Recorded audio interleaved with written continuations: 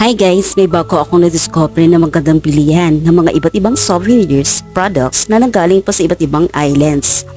The best of the islands like Cebu, Boracay, Zamboanga, Benguet at iba pa. Nandito lang pala mapipili sa Paglaom. Dito lang yan sa SM City, Bacolod. Ang maganda dito kasi hindi na kailangan na pumunta ka pa ng ibang lugar tulad ng Cebu, Boracay para lang bumili ng mga produkto nila. Nandito lang lahat sa Paglaom. Dito lang yan sa SM City, di ba? O tulad dito, sa Boracay ito. Mahilig ako sa necklace, bracelets, mahilig talaga ako sa mga ganitong souvenirs.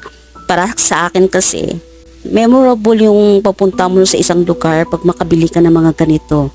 Mahilig talaga kasi ako sa ganito. Yung mga shells, love it talaga. Lalo na itong bag na ito. Wow, taray, ang ganda.